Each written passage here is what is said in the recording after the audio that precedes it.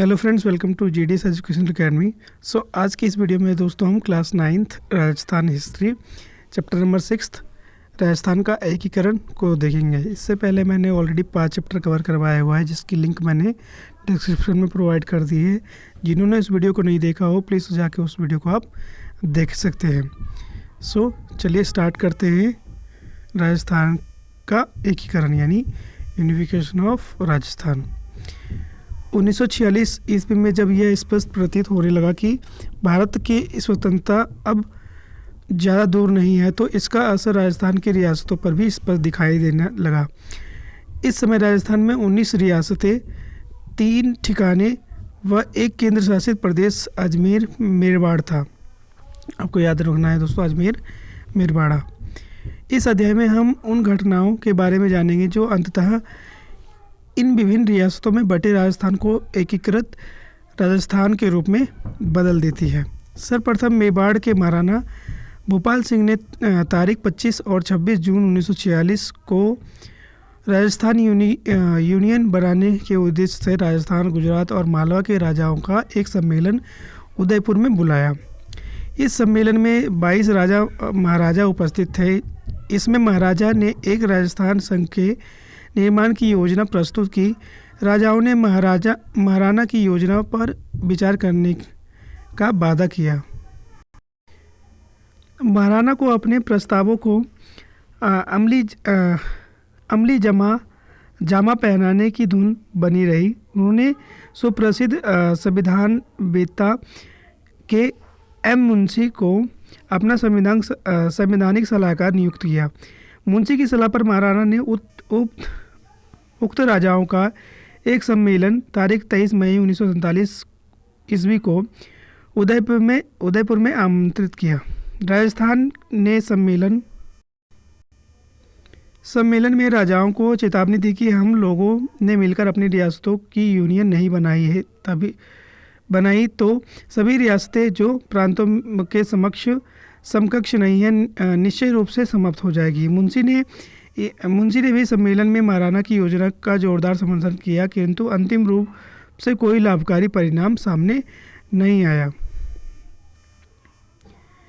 जयपुर के महाराजा मानसिंह की स्वीकृति से वहां के दीवान सर वीटी कृष्णाचार्य ने भी प्रदेश के शासकों और उनके प्रतिनिधियों का एक सम्मेलन बुलाया। इस सम्मेलन में उन्होंने प्रस्ताव रखा कि प्रदेश की रियासतें का एक ऐसा संघ बनाया जाए जिसमें हाईकोर्ट, उच्च न्यायालय, पुलिस आदि विषय संघ को सौंप दिया जाए और शेष विषय इकाइयों के पास रहे। उन्होंने सम्मेलन को यह भी कहा कि यदि उन्हें यह प्रस्ताव स्वीकार ना हो तो समस्या का दूसरा हल यह है कि प्रदेश की जो रियासतें अपना पृथक अस्तित्व बना रखने की क्षमता नहीं रखती, वे पड़ोस की बड़ी रियासतों में मिल जाए। परंतु सम्मेलन बिना किसी निर्णय पर पहुंचे ही समाप्त हो गया।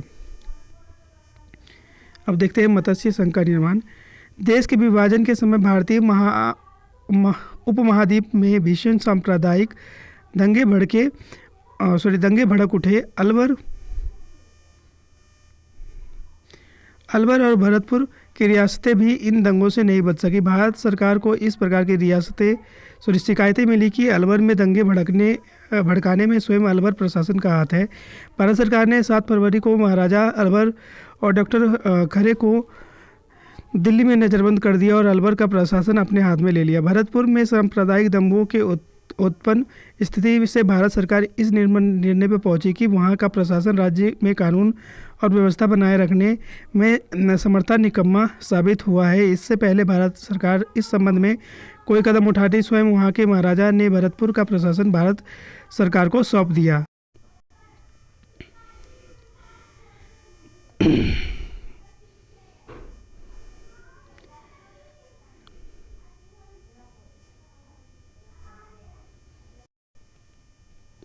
कोटा में राजस्थान संघ राज्य का 25 मार्च को उद्घाटन होने वाला था, पर मेवाड़ के विलय के निश्चय की सूचना रियासती विभाग को 23 मार्च को मिल गई थी। अतः बीपी मेनन ने मेहराब कोटा को सलाह दी कि मेवाड़ के विलय संबंध में निर्णय होने तक नए राज्य का उद्घाटन समारोह दिया जाए। महाराज कोटा ने उत्तर दिया कि समारोह की सारी तैयारी हो चुकी है एवं कोई राजा महाराजा एवं अन्य अतिथियों को निमंत्रण भेजे जा चुके हैं, अतः समारोह निर्धारित तारीख को ही संपन्न कराना होगा। रियासती विभाग में महाराजा कोटा का तर्क मान लिया। 25 मार्च को भारत सरकार के मंत्री NV गडगिल ने कोटा में नए राज्य के उद्घाटन की रस्म अदा की। उन्होंने महाराज कोटा को राज प्रमुख एवं गोकुल लाल आभासा को प्रधानमंत्री के पद पर शपथ दिलवाई। मेवाड़ महाराणा द्वारा विलय पत्र पर हस्ताक्षर करने के तुरंत बाद रियासती विभाग के राज्य के प्रधानमंत्री पद के लिए मेवाड़ के तपस्वी नेता मानिक लाल वर्मा को मनोनीत किया। वर्मा ने उदयपुर लौटते ही संयुक्त राजस्थान में राज प्रमुख महाराणा भोपाल सिंह से मंत्रिमंडल निर्माण संबंधी चर्चा की। महाराणा ने वर्मा को मंत्रिमंडल के जागीरदारों को प्रतिनिधित्व देने का आग्रह किया। वर्मा ने राजप्रमुख का सुझाव मानने से स्पष्ट इनकार कर दिया। नए राज्य के बनते ही वैधानिक संकट पैदा हो गया। 18 अप्रैल 1948 को पंडित नेहरू संयुक्त राज्य राजस्थान का उद्घाटन करने हेतु उदयपुर पहुंचे। पंडित नेहरू ने वर्मा को सलाह दी कि वे अपने पद की शपथ ले लें और मंत्रिमंडल बनाने में कोई कठिनाई पैदा हो तो वे और सर राममूर्ति दिल्ली जाकर रियासती विभाग से सलाह कर ले। पंडित नेहरू की सलाह पर राजप्रमुख के साथ वर्मा जी ने भी प्रधानमंत्री पद की शपथ ले ली। इसके बाद वर्मा ने अपने इच्छा अनुसार मंत्रिमंडल का गठन किया। संयुक्त राज्य राजस्थान का मंत्रिमंडल केवल 11 माह रहा। इस अल्प अवधि में उसने वह कर दिखाया जो किसी प्रांत या राज्य की सरकार 11 वर्ष में भी नहीं कर पाई। यह आश्चर्यजनक सफलता का श्रेय वर्मा के नेतृत्व में और उनके तपे तपाए सहयोगियों को जाता है, जिन्होंने परिश्रम, लगन और दृढ़ निश्चय के साथ राजस्थान की सदियों से शोषित जनता के प्रति अपना उत्तरदायित्व को निभाया। नेक्स्ट दोस्तों, बृहत राजस्थान का निर्माण। अखिल भारतीय देशी राज्य लोक परिषद की राजपूताना प्रांतीय सभा 20 जनवरी 1948 ईस्वी को एक प्रस्ताव द्वारा राजस्थान की सभी रियासतों को मिलाकर बृहत राजस्थान राज्य के निर्माण की मांग कर चुकी थी, परंतु भारत सरकार के सामने उक्त प्रस्ताव को क्रियान्वित करने में कोई व्यावहारिक कठिनाइयाँ थी। प्रदेश में जोधपुर, जयपुर, बीकानेर जैसी रियासतें थीं जो भारत सरकार द्वारा निर्धारित मापदंड के अनुसार अपना पृथक अस्तित्व रख सकती थी, किंतु जोधपुर, बीकानेर और जैसलमेर राज्यों की सीमाएं पाकिस्तान से मिली हुई थी, जहां से सदैव आक्रमण का भय बना रहता था। ये रियासतें थार के विशाल रेगिस्तान का अंग था, जिसका विकास करना उक्त राज्यों की आर्थिक सामर्थ्य से बाहर था। अतः रियासती विभाग ने इन रियासतों को बृहत राजस्थान में शामिल करना चाहती थी। दिसंबर 1948 के प्रथम सप्ताह में सरदार पटेल की सहमति से BP मेनन ने जोधपुर, बीकानेर और जयपुर के राजाओं से बृहत राजस्थान का निर्माण के लिए विचार विनिमय शुरू किया। तीनों शासक अपनी अपनी रियासतों को पृथक इकाइयों के रूप में रखने के इच्छुक थे। अंततः कई बैठकों के बाद मेनन उक्त राजाओं को विलय के लिए मनाने में सफल हो गए। जैसलमेर का शासक प्रबंध पहले से ही भारत के सरकार के हाथ में ही था। 14 जनवरी 1949 ईस्वी को सरदार पटेल ने उदयपुर में एक विशाल सार्वजनिक सभा में घोषणा की कि जोधपुर, जयपुर और बीकानेर के महाराजाओं ने अपनी अपनी रियासतों का राजस्थान में विलय करना स्वीकार कर लिया। सरदार पटेल की इस ऐतिहासिक घोषणा का उपस्थित जन समुदाय ने करदल ध्वनि से स्वागत किया। इसके पश्चात इस योजना पर विचार करने हेतु 3 फरवरी 1949 को दिल्ली में BP मेनन ने एक बैठक का आयोजन किया। इस बैठक में निर्णय लिया गया कि जयपुर के महाराजा सवाई मानसिंह को जीवन पर्यंत राज प्रमुख बनाया जाए एवं उदयपुर के प्राचीन राजवंश की मान मर्यादा को ध्यान में रखते हुए महाराणा भोपाल सिंह को महाराज प्रमुख का सामान्य पद दिया जाए। वर्मा इस बैठक में सम्मिलित नहीं हो पाए, पर अगले दिन उन्होंने निर्णय पर हस्ताक्षर कर दिए। इस बैठक में राजधानी का मसला सरदार वल्लभ भाई पटेल पर छोड़ दिया गया। सरदार पटेल ने राजधानी के चुनाव के लिए विशेषज्ञों की एक समिति PB सत्यनारायण राव समिति, याद रखिएगा दोस्तों इसका नाम, PB सत्यनारायण राव समिति नियुक्त की और इस समिति ने जयपुर को राजस्थान की राजधानी बनाने की सिफारिश की। समिति ने राजस्थान के अन्य बड़े नगरों का महत्व बनाए रखने के लिए कुछ राज्य स्तर के सरकारी कार्यकाल उक्त नगरों में रखने की सलाह दी। सरदार पटेल ने समिति की सिफारिश स्वीकार की। फलस्वरूप जयपुर को राजस्थान की राजधानी घोषित कर दिया गया। हाईकोर्ट जोधपुर में, शिक्षा विभाग बीकानेर में। हाईकोर्ट कहाँ है दोस्तों? जोधपुर में। शिक्षा विभाग बीकानेर में। खनिज और कस्टम एवं एक्साइज विभाग उदयपुर में। वन और सहकारी विभाग में एवं कृषि विभाग भरतपुर में रखने का निर्णय लिया गया। 30 मार्च 1949 को सरदार पटेल द्वारा बृहद राजस्थान का विविध उद्घाटन किया गया। 30 मार्च को राजस्थान दिवस के रूप में मनाए जाने का निर्णय लिया गया। ये भी याद रखिएगा दोस्तों, 30 मार्च को राजस्थान दिवस मनाया जाता है। हीरालाल शास्त्री ने इस बृहद राजस्थान का प्रधानमंत्री बनाया गया। राजस्थान में विभिन्न रियासतों के विलय के साथ साथ ही राजस्थान में सदियों पुरानी राजशाही समाप्त हो गई। मेवाड़ में गुड़हिल, सिसोदिया, जैसलमेर के भाटी, जयपुर में कछवाहा और बूंदी के हाड़ा चौहान संसार के प्राचीनतम राजवंश में से थे। राजशाही के अंतिम चिन्ह के रूप में अब केवल राज प्रमुख एवं नवसृजित पद रह गए थे। ये पद संयुक्त राजस्थान और मत्स्य संघ में प्रांतों के राज्यपाल गवर्नर के समकक्ष थे। यह एक ऐसी रक्तहीन क्रांति थी जिसका उदाहरण संसार के इतिहास में ढूंढने पर भी नहीं मिलेगा। नेक्स्ट दोस्तों, मत्स्य का विलय। मत्स्य का विलय अलवर, भरतपुर, धौलपुर और करौली की रियासतें के एकीकरण द्वारा 18 मार्च 1948 ईस्वी को मत्स्य संघ बनाया गया। अब जबकि जयपुर, जोधपुर और बीकानेर की रियासतें राजस्थान में मिल, ये टेबल भी याद रखना है दोस्तों। चरण, नाम, रियासतें जो शामिल हुई और तारीख, कब कब क्या क्या हुआ। जैसे प्रथम मत्स्य संघ अलवर, भरतपुर, धौलपुर, करौली 18 मार्च 1948 को। द्वितीय में राजस्थान संघ बांसवाड़ा, बूंदी, डूंगरपुर, झाड़वाड़ा, किशनगढ़, कोटा, प्रतापगढ़, शाहपुर, टोंक 25 मार्च 1948। तृतीय में संयुक्त राज्य राजस्थान उदयपुर राजस्थान संघ में जोड़ा। फिर चतुर्थ में बृहद राजस्थान बीकानेर, जयपुर, जैसलमेर और जोधपुर, ये सारे मिलकर। एक बार आपको इस टेबल को ध्यान से पढ़ना है दोस्तों। आप चाहें तो स्क्रीनशॉट भी ले सकते हैं, ले लीजिएगा।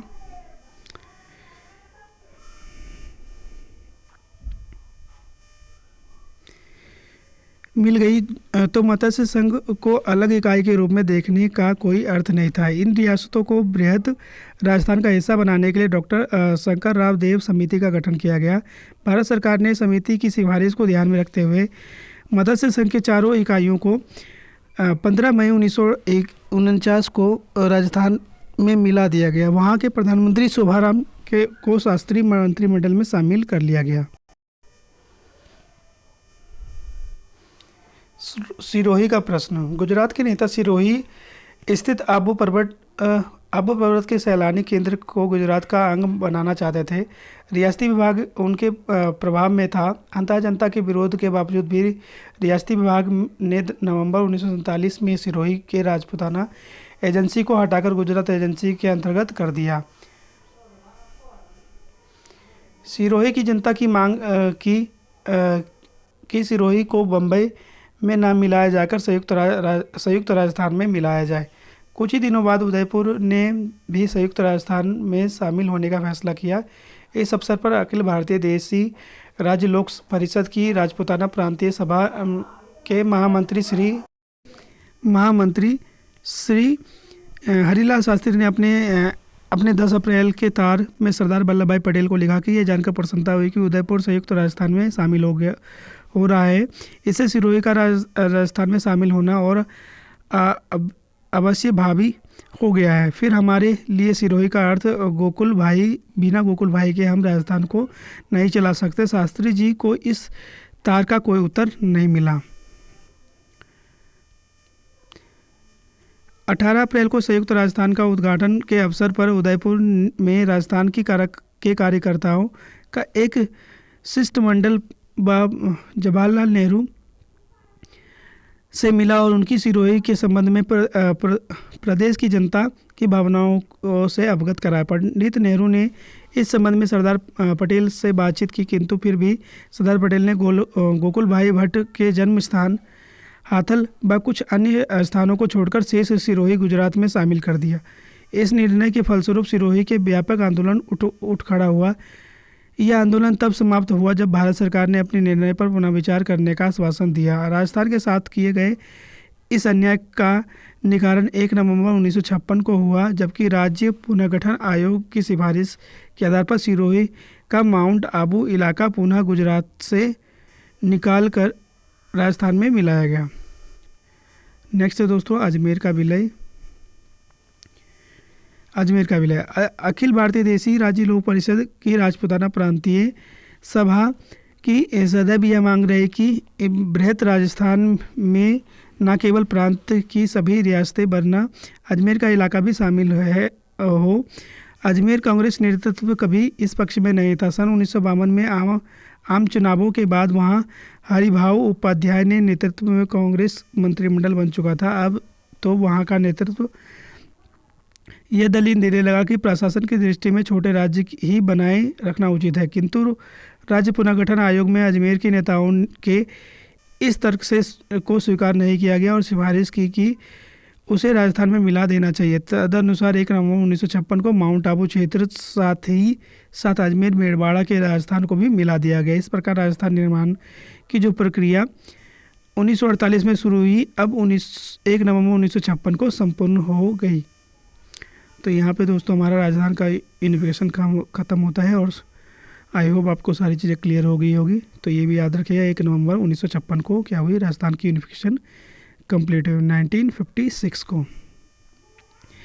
इसके अलावा मैंने आपको बताया टेबल एक बार पढ़ लीजिएगा। तो चलिए एक बार मैं आपको बता देता हूँ। चरण नाम रियासतें जो शामिल हुई और तारीख। प्रथम मत्स्य संघ अलवर भरतपुर धौलपुर करौली, जो कि कब शामिल हुए दोस्तों 18 मार्च 1948 को।